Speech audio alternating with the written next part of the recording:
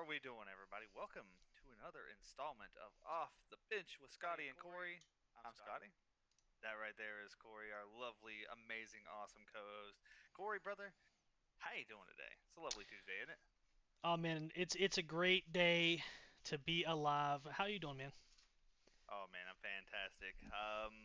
Excited to talk a little bit of sports with you, man. We got some exciting stuff covering the AFC South day. But before we get to that, what do you got for me on the free agency or fifth year option front? So it appears that the Seahawks have heard a little bit of what I was saying in our last episode. Uh, we have Jackson Smith and Jigba finally got paid. The contract sticks out at a $168.6 million contract. That is 42.15 million per year, and it leapfrogs Jamar Chase's 40.25 million. And he actually is now the most paid for a wide receiver ever. It is $120 million guaranteed, and the rest is incentives. But I mean, we know this guy. He's gonna get those incentives. Um, looking good. I'm glad he got it done. Yeah, man. Super excited for JSN. Like I said, he's worth it. I did not personally think Seattle would pull the trigger this fast, especially with some of the tenders that they have to figure out over the next season. But I'm proud of the guy for getting his bag. That's an awesome payday. It's well deserved. Well deserved. He has um if you look at it from a career perspective, he has achieved all of the same or more things that Jamar Chase and Justin Jefferson and those guys have. He is a number one in the NFL. Um, and it's good to know that he has faith in his quarterback, the career resurgence that we saw with Sam Darnold out there in the Pacific Northwest. I like this. I like this. I hope you like this as much as I do Absolutely. because he did go to wide receiver university, Ohio State. So That he did. um, another guy, another famous name around the league, also got his bag. Uh, the one and only Travis Kelsey has made a 3-year extension with the Kansas City Chiefs. It is $57.7 million, which is about 19.24 million a year. Now, I've heard some controversy uh, around the world here, with some saying that this big deal, this 3-year deal, uh, is really just a 1-year deal. Um, a lot of people are speculating that he is going to retire next year. Now, it wouldn't be the first time we've heard this. Um, he is getting up there in age, but he doesn't seem to be slowing down much. Uh, what do you think? Do you think this is going to be his last year, or do you think he's going to pull through all 3 years?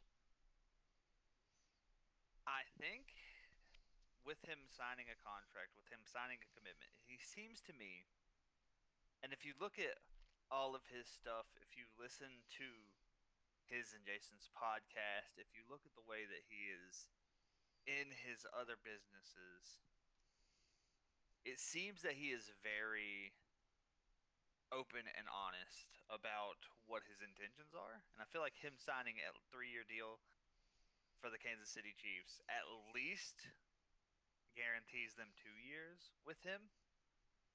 I think health and production obviously have a lot to do with that. I think if those two things stay in line, that they get at least 2 years and possibly all three. I don't think this is a one and done. I think they would have just settled for a one and done if that was in fact the case. Um, Now there's obviously the possibility he could just want to sign this contract so he can retire a Kansas City Chief, be a career guy. Um, but to get a bag at $19.2 million per year, especially at his position at his age, I did they overpay? Are they trying to keep him there for reassurance?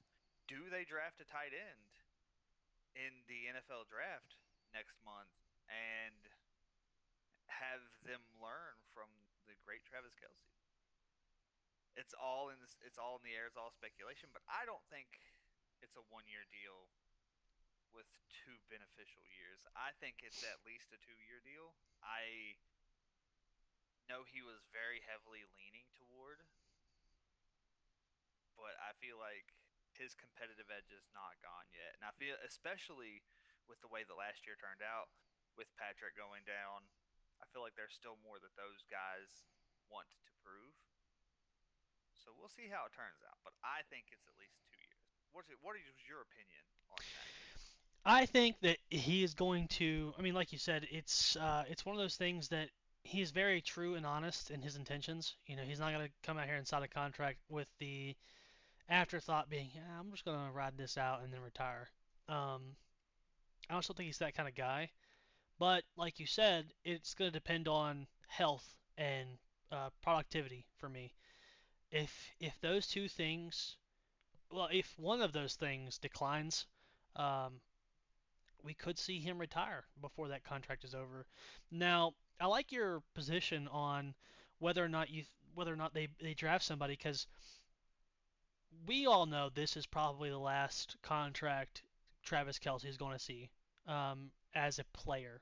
Now, do they bring him back as a tight end coach, or maybe something like that? Does he step into a coaching role? But as far as a player, this is definitely the last time Travis Kelsey will see a contract.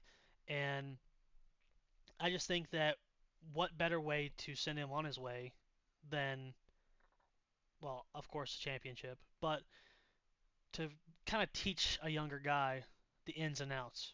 Now he's not much of a blocking guy, but he can block. He does very good at blocking, but he is more of a he stands out so much because he's quicker than most backs that cover tight ends. Because most of the time you send a linebacker or you have a safety waiting over the top for him, and he's faster. He typically beats 250-pound guys off the line, and he's open more. But like I said, if one of those two, health or productivity, decline, I think we'll see him retire before then. Yeah, 100%. And just a real quick, if I may, he Absolutely. was ranked 14th overall out of 37 qualified tight ends on Pro Football Focus. So he still has some left in the tank. Um, that's good news for Kansas City Chiefs fans. He did produce 76 receptions, 851 yards, and 5 touchdowns. His yards and targets being fourth among all tight ends in the NFL.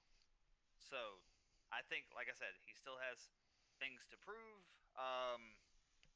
And he was in on 260 rushing attempts as well. They trust him as a blocker. Is he known for his blocking?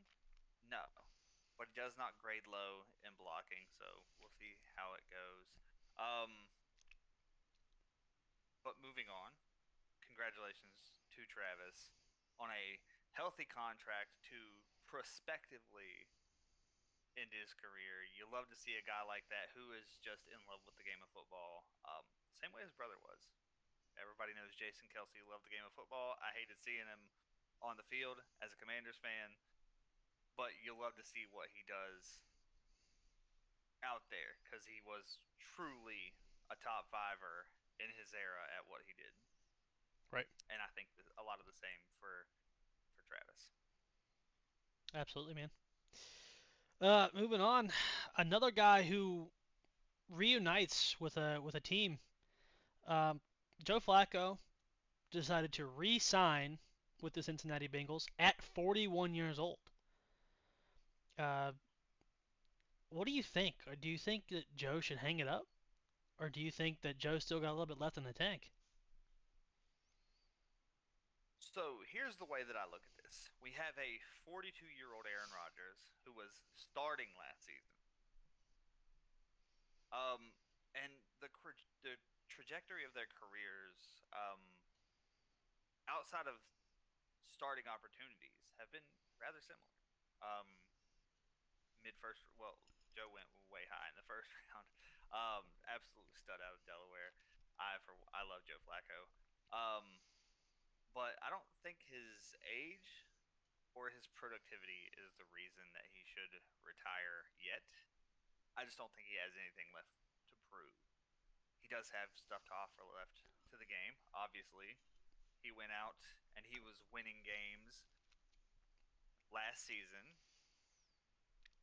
So I think he's a really good option in Cincinnati, especially if Joe Burrow can't stay healthy and Jake Browning is not in town anymore.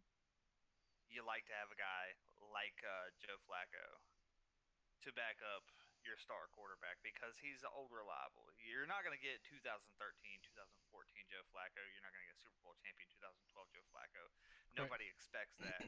But I think you still get a guy who at 41 years old can sling the rock, take care of it, and alleviate the pressure of some of that still unsure run game that they have going on in Cincinnati.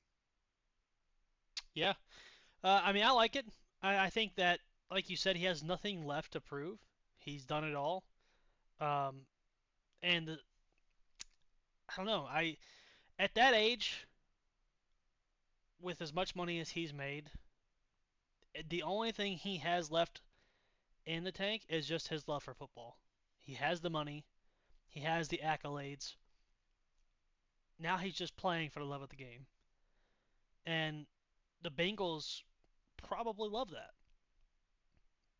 So Yeah, I like the move. I like Joe staying to teach uh, Joe Burrow some more things. Joe teaching Joe. So, um, yeah. but moving on, man. I know you have a couple of things for me regarding some familiar names. What do you got? So let's kick this off. We have Brian Robinson Jr., who was once lauded as the next guy in the backfield at over in DC with the Commanders, landing with a new team. He is going to be joining the other B Rob, Bijan Robinson, down there in Atlanta.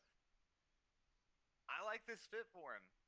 I know that Bijan is probably the best in the game at what he does. Um, maybe neck and neck with Jameer Gibbs. There are only those two at the top of the mountain. Jonathan Taylor is all reliable, but he does not do what Jameer Gibbs and Bijan Robinson do. To have a compliment like Brian Robinson Jr., who can also catch the football, who can also put up yards on the ground, who can also score touchdowns, tough touchdowns down there inside the five. I think this is a good fit for him and to join an offensive mind like Kevin Stefanski down there. I like how it looks for him. I like how it looks for him. What are you thinking on this move? Is this a good move by the Atlanta Falcons? Personally, I don't like seeing Bijan moved around so much. I got He worked so hard to be the guy in Washington, and then we kind of got rid of him. Which, I mean, to be fair, we got Bill, and I like Bill so much more. Um, if you are new to this podcast, go back and listen. If you are not new to this podcast, you will hear me mention Bill's name about 100 times because we love Bill around here. Um, but yeah, I mean, for him to go to Atlanta, it's a good thing. I like Bijan Robinson and B Rob being a backup to him, or not even a backup. I would say they just share the field, kind of like he did More of a in compliment. Washington. Yeah, absolutely, dude. And so it comes back to not having to really change the game much for different players, and I think him and Bijan will work well together in Atlanta. For sure, for sure. And you love to see it. On the not good side of the running back market, however, we did learn today Joe Mixon is also a free agent. How did that come to be, partner? Well, Joe Mixon was released today via the Texans. Why they released such a guy, I don't know. There's a lot of controversy going because he was the guy for a while down there in Houston. So why they would let go of a man like Joe Mixon, I'm just not sure. Um, from everything I can remember, Joe Mixon played well. I don't remember how often he's seen the field last year, but from when I watch Houston games, I mean, I can remember Joe Mixon being there. So Yeah, it's to me, I feel like the move directly corresponds with a move that we will talk about a little later in the show, and that is the acquisition of David Montgomery from the Detroit Lions. I think that is a direct impact. I think this was coming down the pipeline as soon as they acquired Monty, but we can get into that a little later on in the show. absolutely.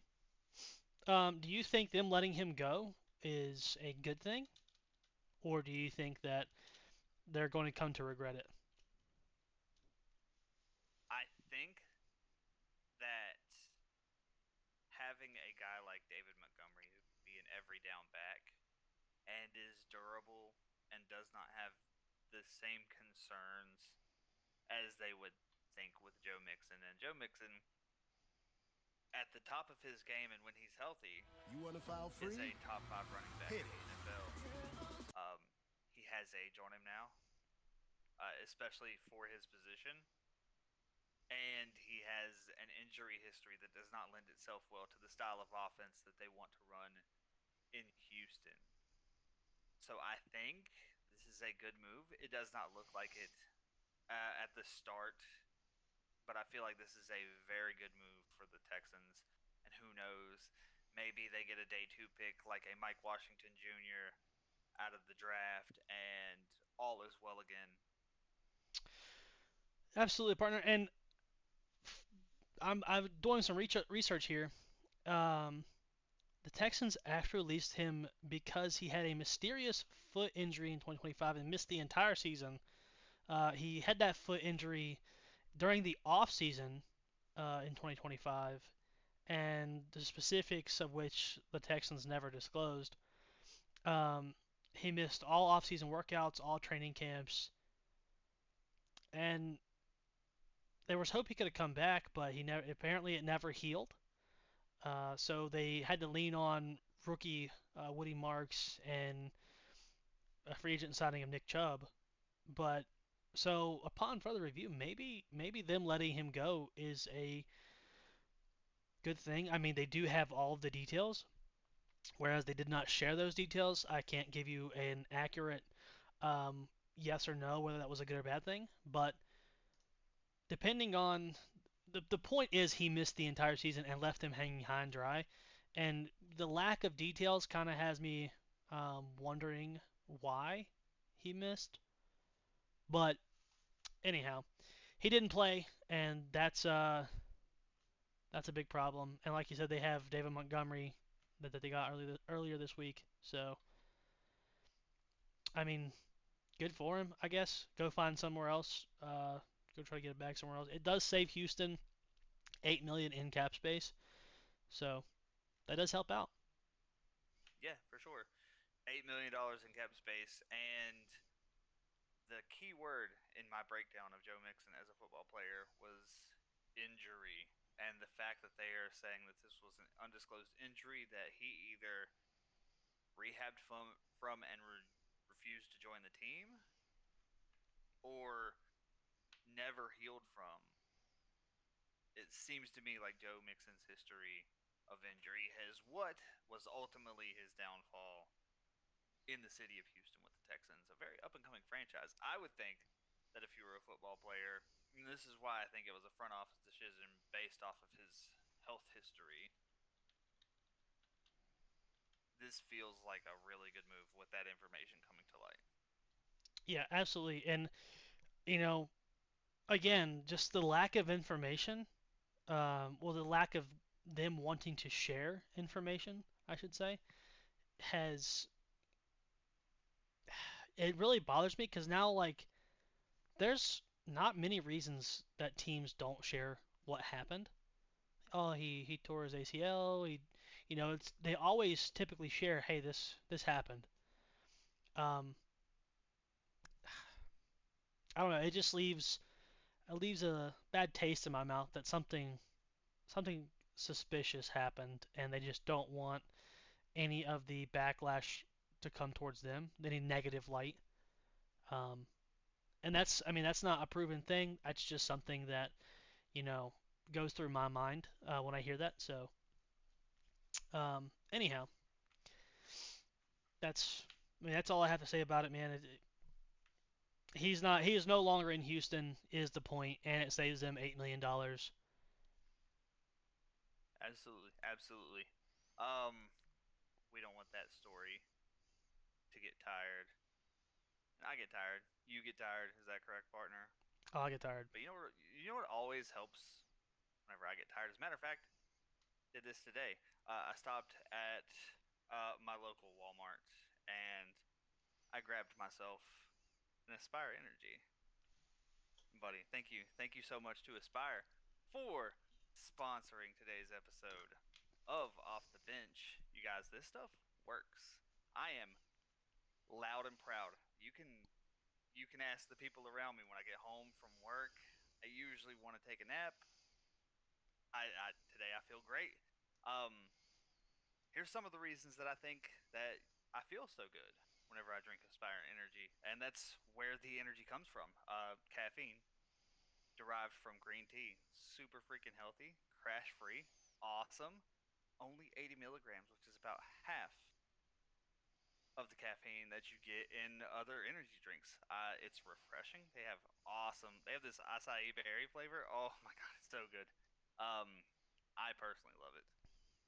I think it's great. Zero sugar, and it's dietary friendly. So if you're a diabetic and you're concerned about your blood sugar content, this is safe for you. If you're on a keto diet or some other dietary restriction, this is safe for you. It's awesome. The best part about Aspire, though, is when they partnered with us, they gave us the best discount they could possibly give us. If you guys go to aspiredrinks.com / discount / OTB25, you get 20% off of any product in their catalog.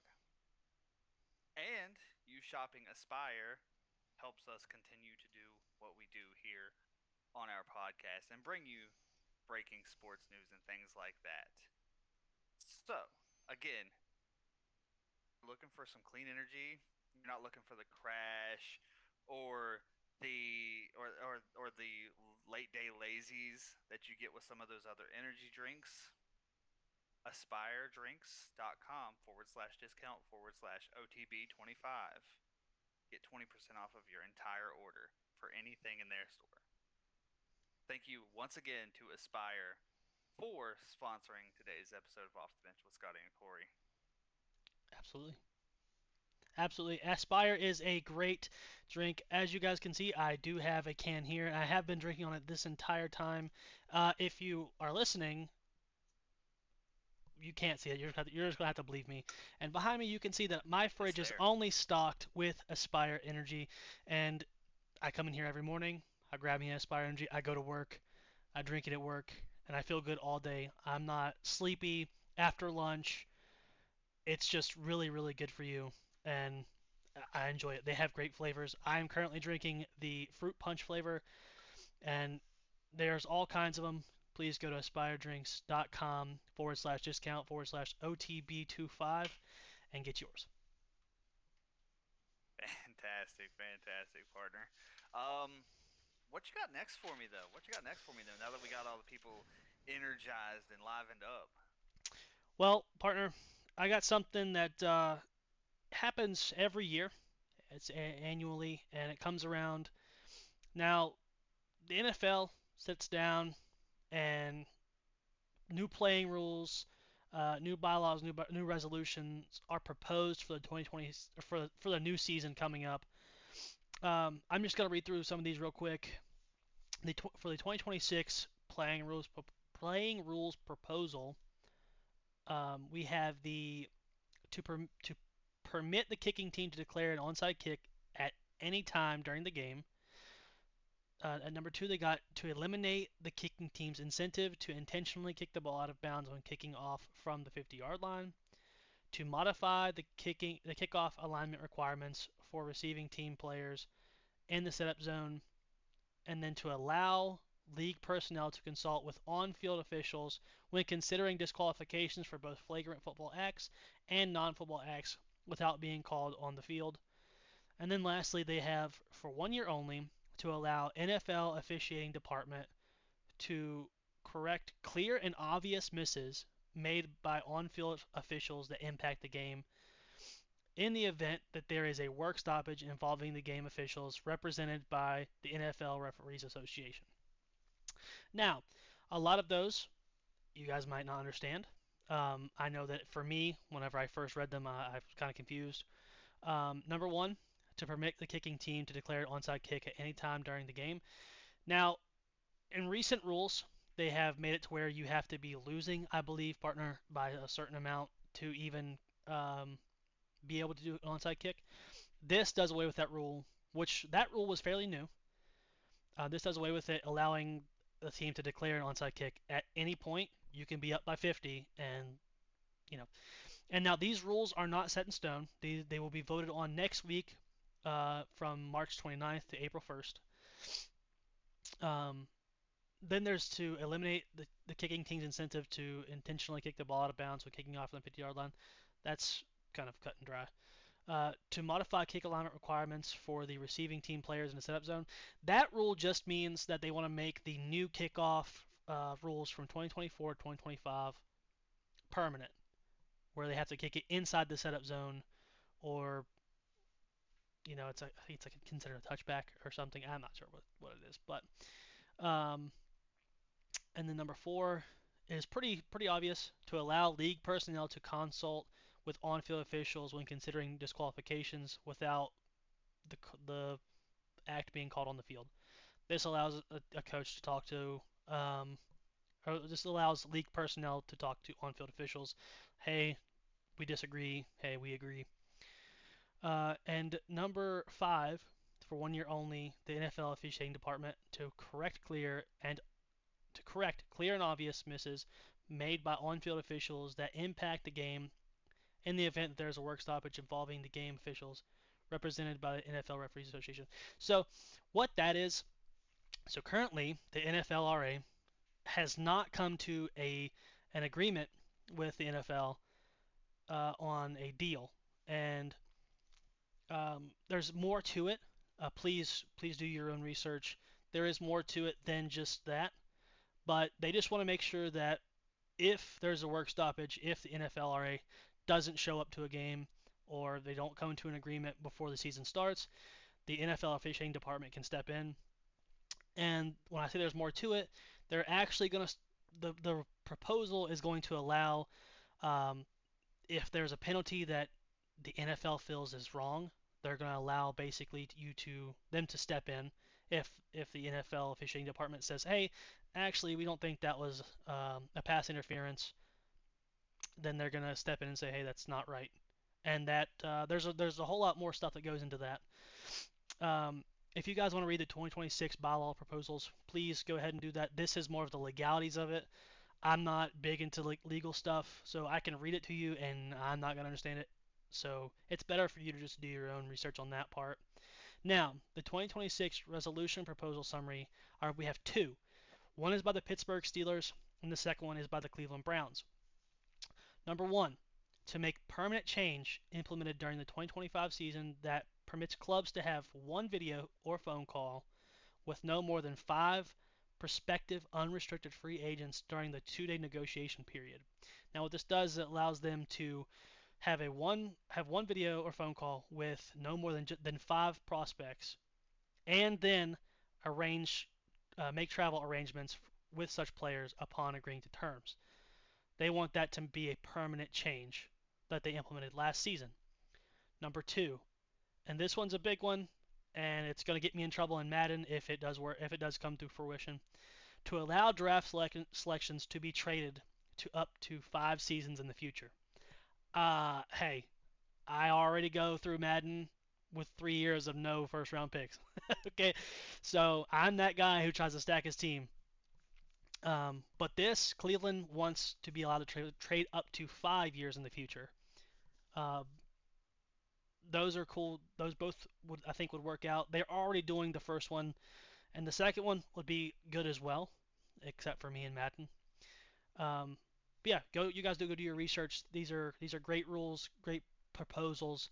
Um, yeah, tell me what you guys think after you go do some looking. Comment down below what you guys think they should implement maybe next year. What are some proposals they should make for next year? Anyway, partner, what if that's all I have? What do you think about some of these? So, with regards to the Pittsburgh Steelers proposal to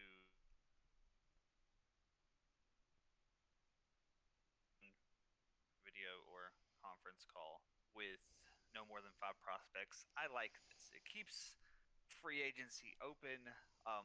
It keeps teams from creating juggernauts just on the principle that they have $116 million in cap space to go out and spend. Um, I like it because it essentially keeps the league on a fairer footing, and some teams need that. I like this proposal. I think it's a fantastic idea to make this a permanent thing. It's proven to have worked wonders this offseason, so I like it. As far as the Cleveland Browns proposal to be able to trade draft picks up to 5 years in the future, I don't know if I'm in love with this idea. And I'll tell you why I don't know if I'm in love with this idea, and that's because we see how far teams are willing to go in both the Major League Baseball aspect and the National Basketball Association aspect, given how far out they can trade and what kind of impact that may negatively have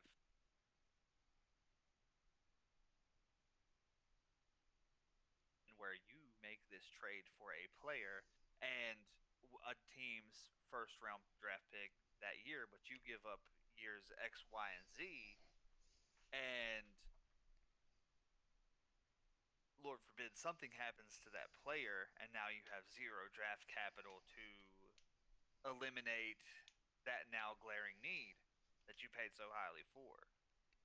Right. I think it's a good thing to keep owners honest on this one. I think it's a good thing to keep general managers honest on this particular front because 3 years out can impact your franchise for 15, 20 years. If you do this for end up sold, you may lose your job as general manager. Um, there are long-term consequences that could potentially come from this, and I would see it coming. I also don't think it would be as utilized as a lot of people would think, because a lot of NFL GMs are trained to see things a year or two at a time. You've got Right. to be where your feet are, which is something you'll hear very commonly in a lot of buildings in the NFL. And I think that helps keep this honest. I don't know that I'm in love with the proposition of trading up to 5 years out because it has proven to be costly in some situations in both Major League Baseball and the NBA. Absolutely, man. I do agree on the first one. Again, it's already implemented. Might as well make it a permanent thing. It has, I mean, like you said, it has done great for this season. And I also agree with the Cleveland's proposal. I think that it would help Cleveland because they are struggling. They are, we'll call it rebuilding, is a better term. Last year went through 3 quarterbacks trying to figure out what they were wanting there. Now, I don't know, man. I again, it would put me in trouble in Madden, but as far as like real life, it just it just like you said, if a GM gets fired, the new GM steps in. Well, now he has years X, Y, and Z gone because the last guy traded them all away. Like I know with our last owner, the Commander's last owner, we would have probably been up a creek without a paddle if that were available then. So I don't know. I know that we will find out their rulings again next. I think it's the 29th, the 30th, and April 1st are the voting days for these proposals. And again, guys, if you would please just do your own research. Don't take what I have to say for it. I'm just a fan reporting to you.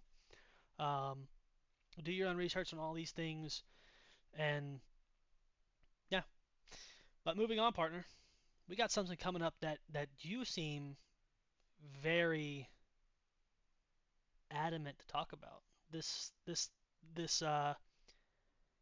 we'll call it this division in the AFC has been launching fireworks all off season, and you, my friend, have been in my ear about this.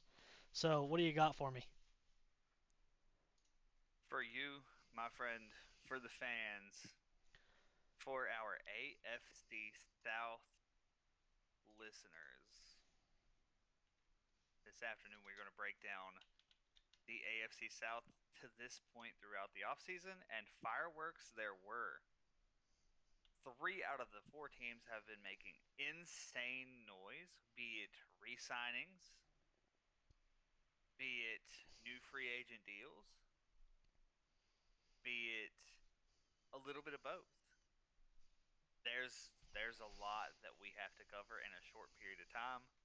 So let's get right into it. I'm just gonna go straight to the Houston Texans. We've already talked about their separation from Joe Mixon, Yep. our assumed replacement for Joe Mixon, and in my opinion, an upgrade. Um, they acquired David Montgomery from the Detroit Lions in exchange for Juice Scruggs on their offensive line, a fourth rounder this year and a seventh rounder next year. That, my friends, is a splash. I like this move a lot from the Texan standpoint.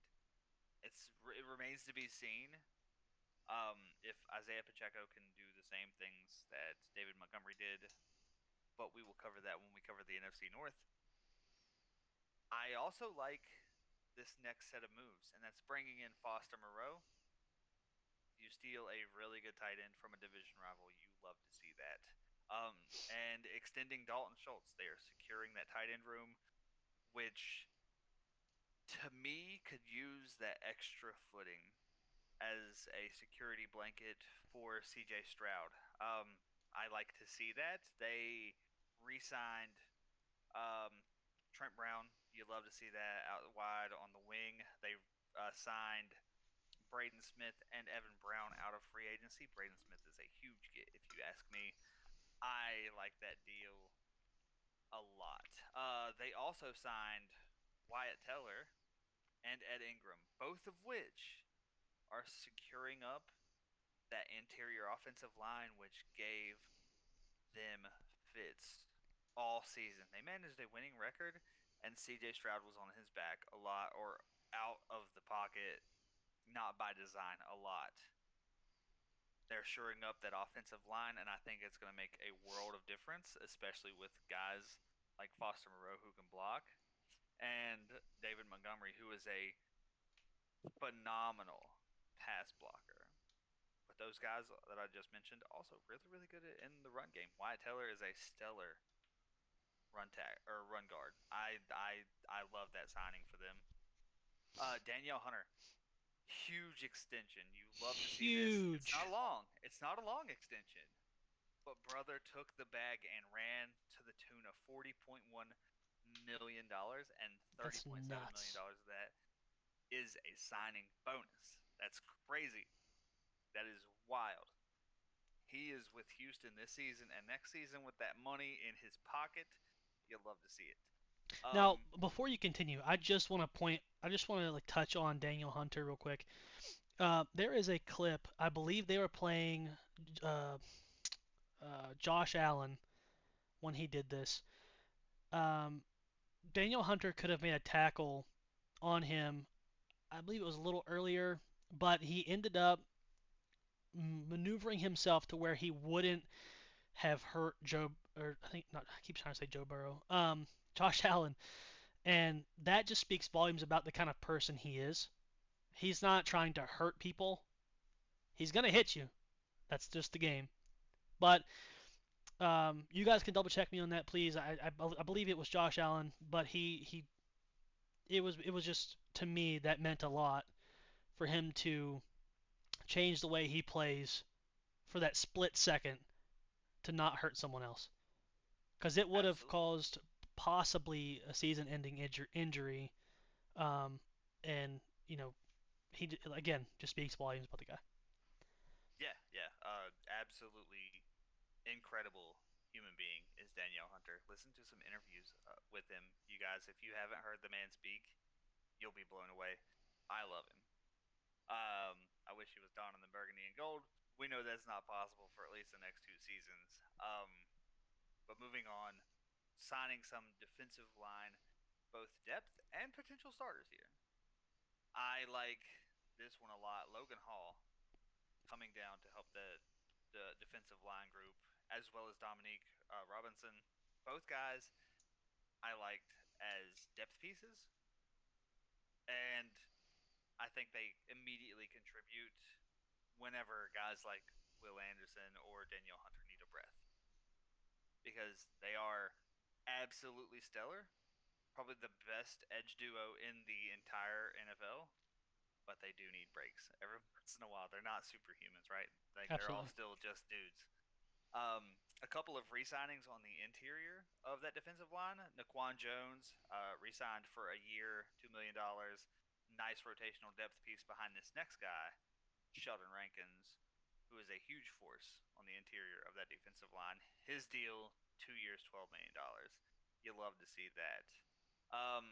Re-signing EJ Speed, an off-ball linebacker, you love to see that as well. EJ gets around really well, makes a lot of tackles, is swarming all the time. Here to me, outside of the move for David Montgomery, is the biggest contribution to the defense, in my opinion, for the Houston Texans.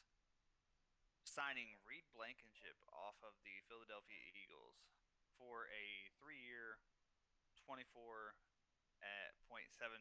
million deal. That to me shores up a need. Reed Blankenship can play down on the line. He is really, really good in coverage.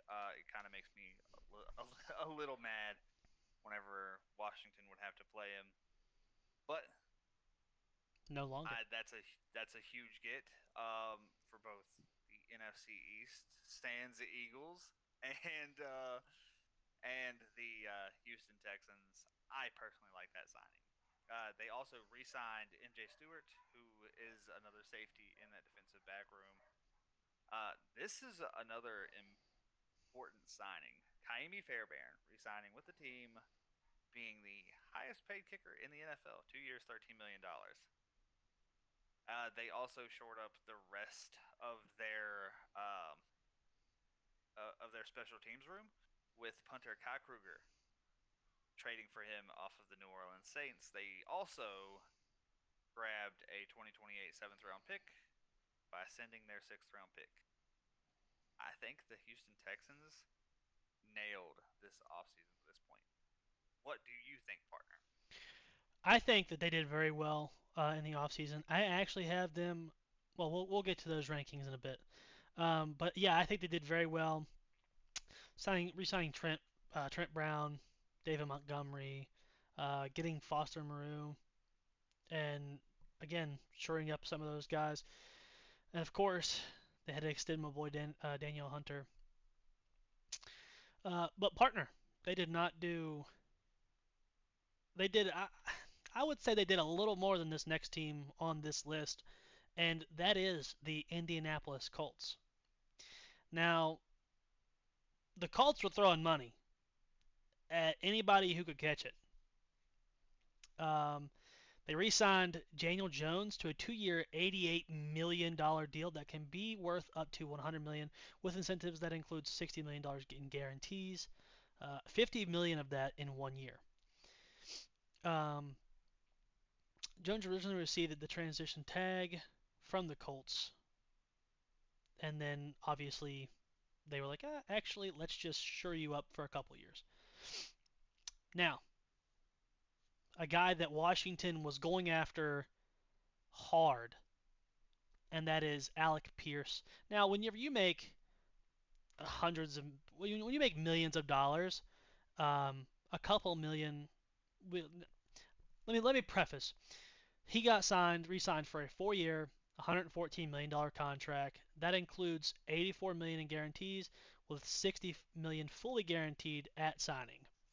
Now, when you're signing a contract that big, let's say Washington offered 115 million, 130 million, or 115 million, 120 million, he has to come to Washington, learn the offense, learn new people. When you're making 114 million dollars already, those few million, it's not going to make much of a difference just to stay home. Not to mention that if we sign him for a long term, he's going to have to buy a house. He's got to live in Washington, whether it's a house or a condo or whatever. It just it made more sense for him to stay in Indianapolis. So they also was like, hey, let's get a couple more wide out guys, Laquan Treadwell and Nick Westbrook uh, Ikine. Ikine. Ikine. Sorry. Laquan Treadwell re-signed with the Colts, so they threw some money at him. He said, yeah, I'll stay. Um, and then obviously Nick Westbrook Ikine, he signed with the Colts. And then they threw a bag at Mo Alley Cox, the tight end. They re-signed with the Colts as well. And they went for some defensive guys. Long defensive list here. They grabbed Michael Clemens. He signed a free agent deal, along with edge rusher Arden Kay, who signed a 2-year deal worth up to $20 million with $11 million in guarantees. Like I said, they're just throwing the bag at anybody who can catch it. A few defensive tackle guys, and Derek Niati. He signed with the Colts along with Jerry Tillery and Colby Wooden, which was acquired on a trade with the Green Bay Packers in exchange for linebacker Zaire Franklin. Got another linebacker, Akeem Davis Gaither. Gaither? Gaither. He signed with the Colts as well. And then they went after a couple of cornerbacks, Cameron Mitchell and Cam Taylor Britt. And then a safety in Jonathan Owens. And they had to get a special teams guy who has been helping them last season, and that is Blake Group. He resigned on a 1-year deal worth up to 1.4 million. He took the bare minimum because they spent the most minimum on Alec Pierce and Daniel Jones. So, um, what do you think, man? I mean, this kind of signing here. I mean, like I said, they threw a lot of money at just keeping people. Not really any free agents.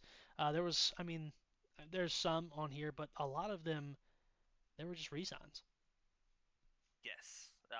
This is the team that I was referencing whenever I said they signed some, but they re-signed some. Mm-hmm. Um, to me, the Daniel Jones deal, as well as he played in the first 9 weeks of the season, and even as well as he continued to play before his injury, where we got to see the reinstated Philip Rivers for a couple of weeks, that was pretty awesome. I hate that it was at the expense of DJ, but to get a bag worth up to $100 million in 2 years, I think that speaks very loudly to the quarterback market. And Daniel Jones is still not what I would call proven. Now he operates very well in Shane Steichen's offense. He operates very well inside of that system in Indianapolis. He has a lot of good people around him. I think having Jonathan Taylor in the backfield helps a ton. NFL rushing leader 2 years ago, an absolute workhorse. He may have even led the NFL in rushing this season. I know he is an absolute dog, and you love to see it. I think that they did slightly overspend. Now, granted, that $50 million year one tag for Daniel Jones was approximately what the transition tag was going to cost them anyway for his veteran service. So, why not go ahead and then get a much cheaper deal than what you were going to have to pay him in 2027 and eat what you were already going to pay him in 2026? So, to me, it makes a lot of sense in that regard. Right. Here is my opinion on the Alec Pierce re-signing, and here is the breath of relief that I felt when I found out Washington was not going to sign him for the hefty price tag that they had thrown at him, rumored at up to $120 million they were going to pay him. There are guys in this coming draft that you can get that are already Alec Pierce or better. So, that to me, it feels like the Colts were reaching. Now, obviously, their personnel department, if you look at his all 22 tape, he did play better than he has ever played before. He played stellar. He was arguably the best deep ball threat in football this season. I don't think it warrants $84 million in guarantees. Um, I don't think it warrants $114 million over 4 years. Not especially not giving that the way other receivers have performed. But I understand it from the Colts' perspective because they see him as a true number one. They have seen the flashes, they have seen what they need to see from their personnel department to make this decision. I'm just glad that Washington did not make this because you can get a young, impressionable wide receiver out of this year's draft, even as deep as the fifth round, who can make a difference in the same way that Alec Pierce could. For the Right. Colts, however, this move makes a ton of sense. They keep their number one guy. They have a lot of trust and faith in Alec Pierce, and I like this move for them. I also love this move for Washington because it was not them signing or giving out the bag, as you say. The only other piece that I really, really want to touch on in depth is Arden Key. That addresses a big issue with Joseph Osai leaving the team. That makes a world of difference in the pass rush game. You love to see that. I also think they lost Boye Mafe to free agency, which is where Michael Clemens comes in. But Arden Key to me is the bigger of the two signings, given that he is an every down kind of guy. Right. Uh, I like them going out and getting Cam Taylor Britt, a really good. He's a good starting piece if they can get the most out of him. If they get 2023 Cam Taylor Britt out of Cam Taylor Britt, this is a phenomenal signing. And Jonathan Owens off of the Chicago Bears, he is a fantastic coverage safety. You love to see this. I like Jonathan Owens. He did not start in his time in Chicago, but his rotational experience makes him extremely invaluable to the team. Right. Absolutely, man. And I'm going to cover this next team because I know the last team is your bread and butter, one that you have been telling me about. This one, the team after this one is big. But the team I for have lots now, of hours. I have lots of hours in this last team. the team for now is the Jacksonville Jaguars. Now they went out and re-signed everybody apparently. They didn't do any free agent stuff except for one, and that's it. They said, you know what? We finished top of our division last season. No reason to change anything. Let's add a guy, and we're good. They went out and got. Uh, I'll go over the one guy that did grab, and that is Chris Rodriguez Jr., who came from Washington last season. If you guys were here a couple weeks ago, we went over, Washington in depth. So he signed a 2-year, $10 million deal that includes $6.2 million in guarantees and has a max value of $12 million. So that means the rest of it's incentives. Um, Great running back. He did wonderfully picking up whenever. Um, what was his name? What was our starting quarterback's name? Not Bill, the other guy. I can't remember his name. Austin Anyway, Eckler. yeah, him. Um, when Austin Eckler went down, him, Bill, they stepped up, they played well, and I think that's what got him this job is how well he did play. He fights for extra yards. He's just a bull when you hand him that ball, and so good grab for them. Now here's where we get into the next 6 players, 5 players that re-signed, and then that is it. We have a re-signing of DJ Dallas. He re-signed on a free agent deal, so I'm sure he got minimums. Um, they also got tight end Quentin Morris on a free agent deal. They got re-signed edge Dennis Gardeck on a free agent deal, and defensive lineman Matt Dickerson on a free agent deal. Now, they re-signed a guy outside of a free agent deal, um, quarterback Monteric Brown. They signed him on a 3-year, $33 million contract. So this guy's really the only guy they threw the bag at this season. Like I said, they must have been really happy with their team. They finished top of the division last year. But here's my problem. If you look in the rest of this division, everyone else is improving in some way. Even the Colts. They grabbed a few guys off of free agency. Grabbed a guy off trade, threw the bag at everybody who could catch it. But the Jacksonville Jaguars stay where they are. Now, like I said, everybody else in this division improved some heftily. Um, I mean, the Houston did very well, and then this last team, which you'll get to. But my problem with this is, yes, they had a great team last year, but everyone else in the division has bettered themselves. So I think what's going to happen is they're oversharing their hand, if you will. They have film on everybody they have now, and they're going to be a little bit easier to game plan against next year, this season, because of that. I mean, yeah, you can draw up new plays, but you kind of already see how well they play together, and you can game plan against how well they play together. What do you think? Do you think that this is, a good move, saving some money?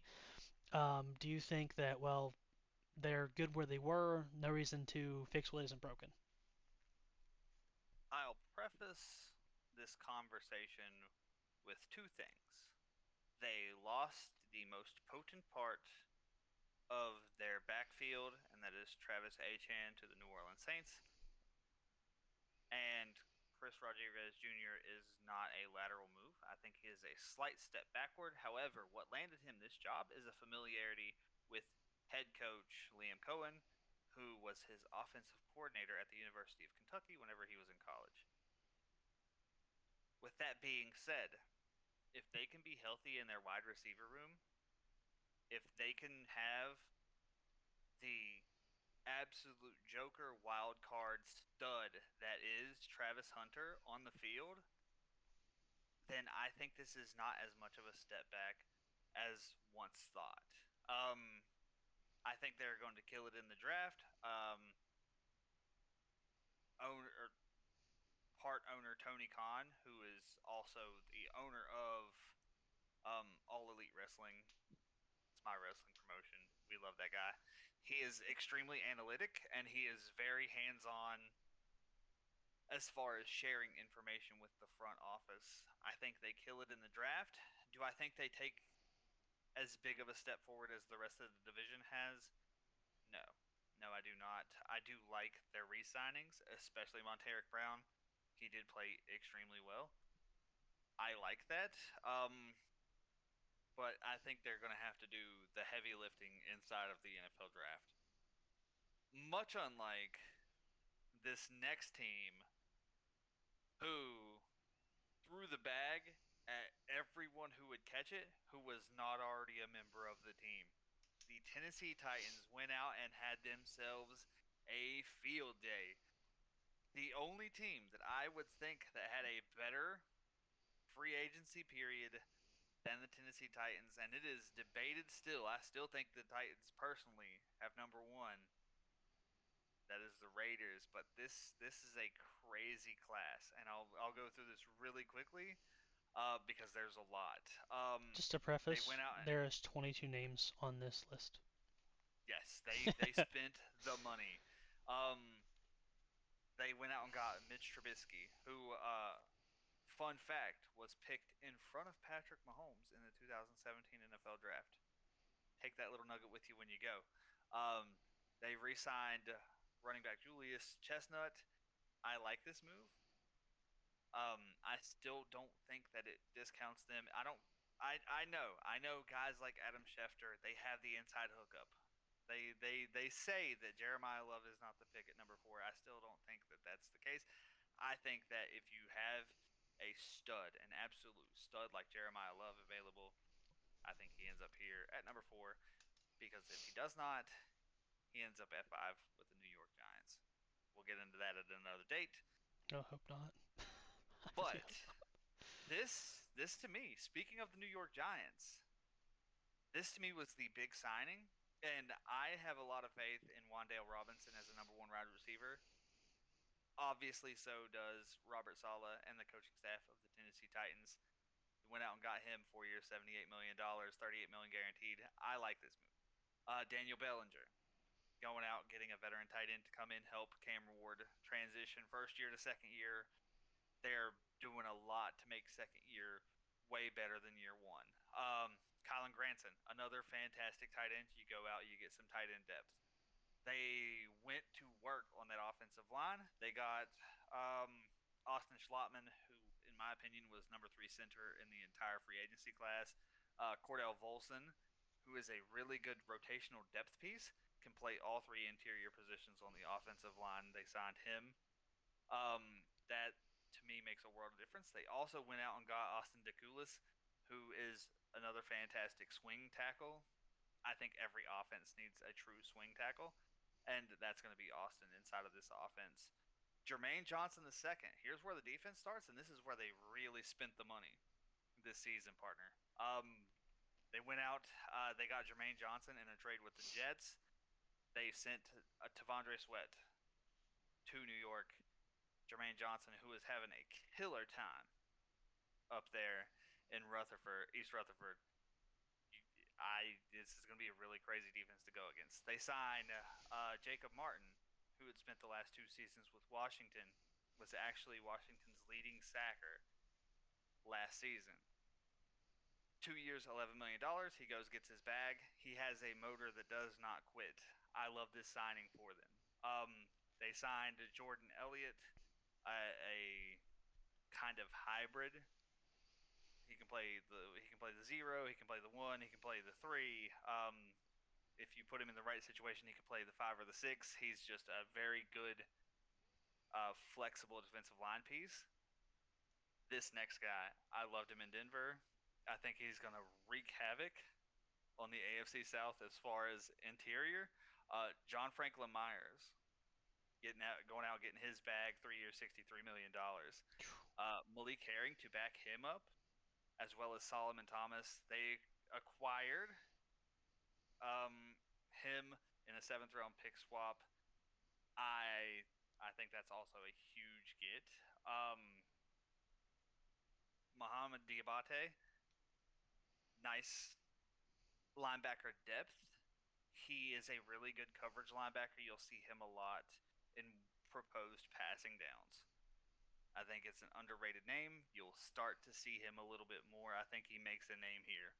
Here's where they really got to spending, and it was a real area of struggle last season. They went out and got Cordell Flott, also from the New York Giants. We love to see that. Get Flotty out of here. I personally wanted him Absolutely. in Washington.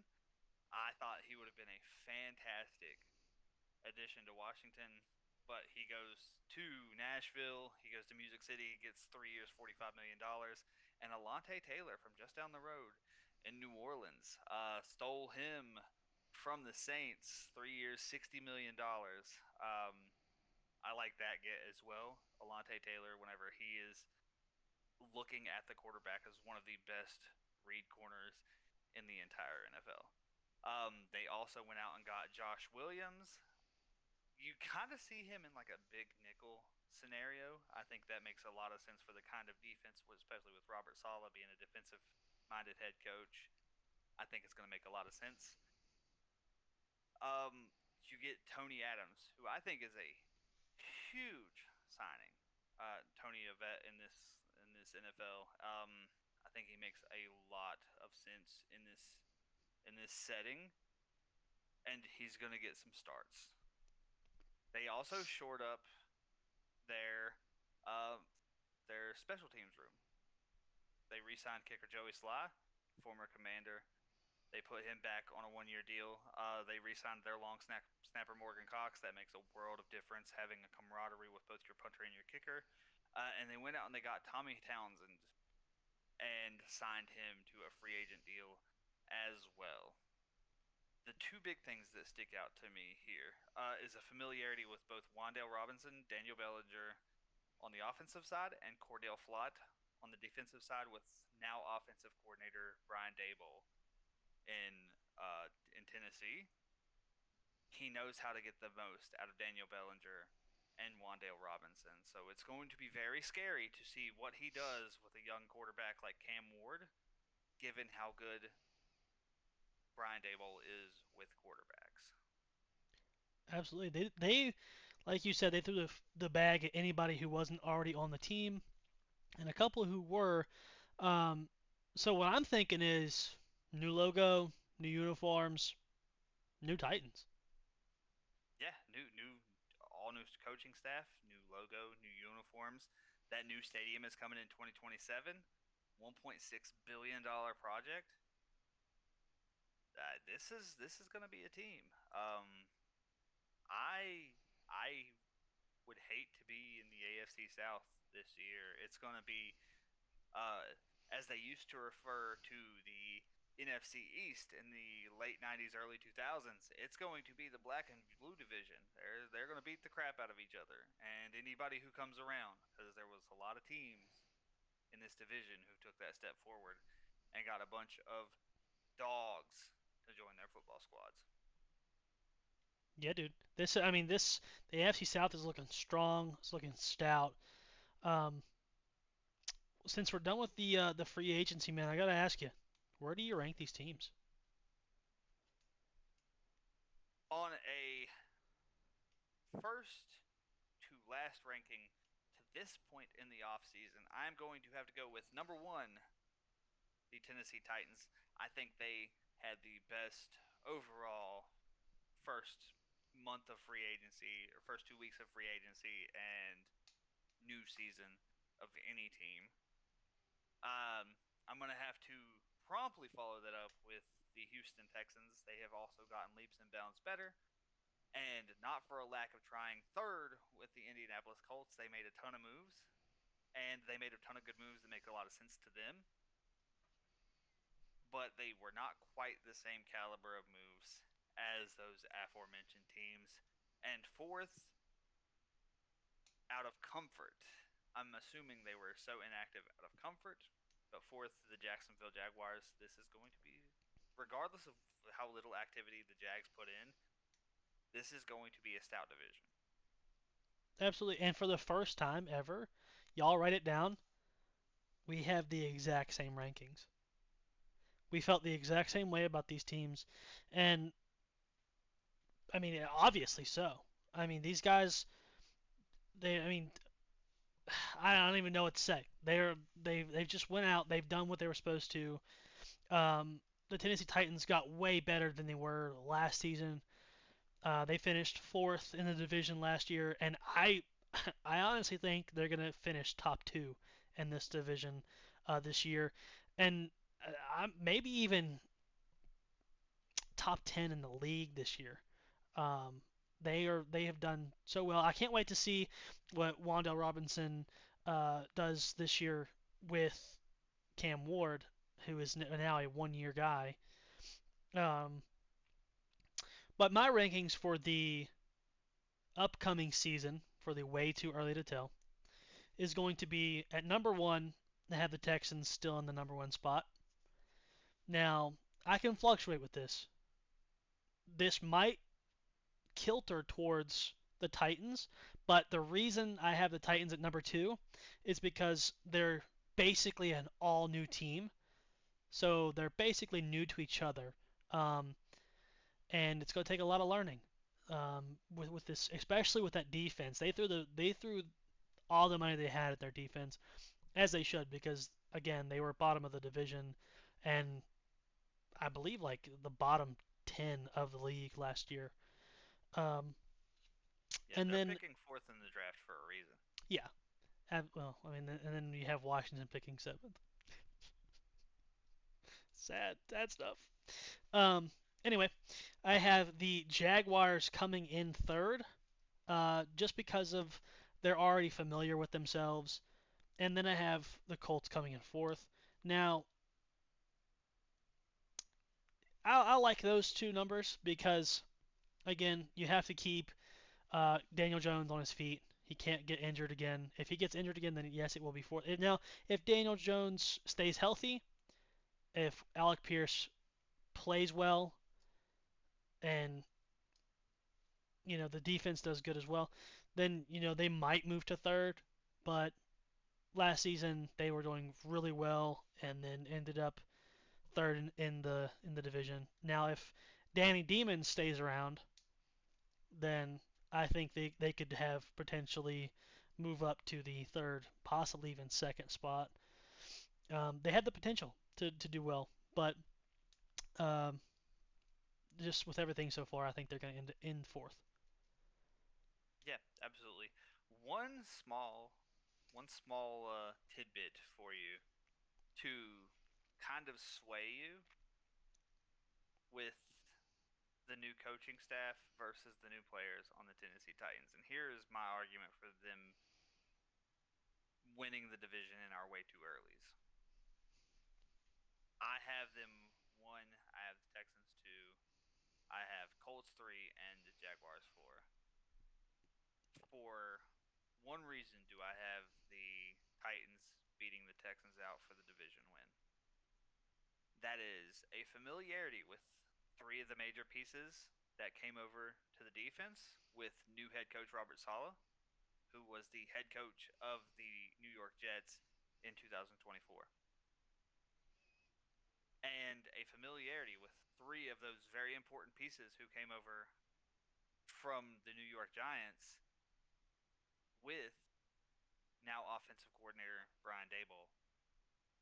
I think that makes a world of difference, knowing the systems that are going to be put into place, knowing the defense that is going to be established, knowing that there is a better ownership group in Nashville than there was in New York for both OC and new head coach.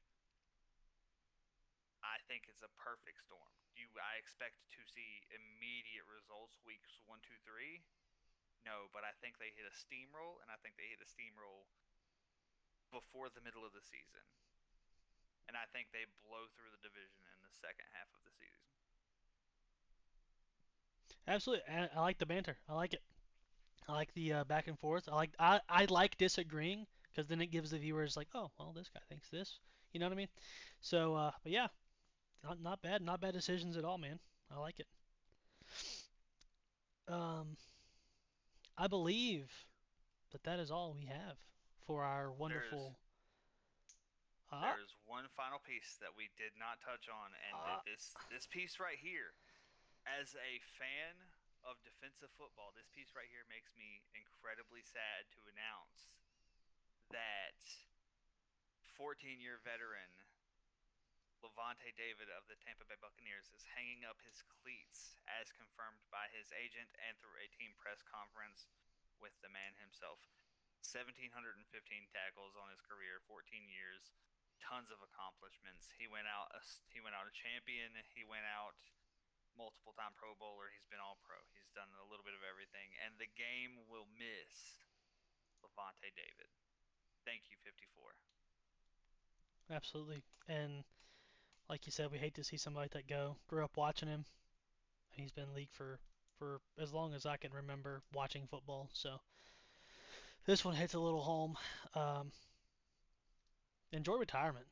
Enjoy retirement for sure. He's earned it. He's earned it. Yes, he has done everything. He's got all the accolades, and now he's just gonna go sit happy on a beach somewhere. Absolutely. But Absolutely, partner. I think now that is all, partner. Do you have any closing words for us? All of you listening, all of you watching, thank you guys so much for taking the time out of your day to do so. If you are listening to us while washing dishes or doing some chores or doing something, thank you. Uh, it has been an honor to be the guy you guys listen to. It is an honor to be on this show with you, partner. And if you guys can't get enough, please go follow our socials: Facebook, Instagram, YouTube, TikTok, um, Kick. At some point, we're gonna be going just about everywhere. So again, thank you guys so much for listening and or watching if you are watching. Uh, I am your co-host Corey. That is your co-host Scotty, and we will see you guys in the next one.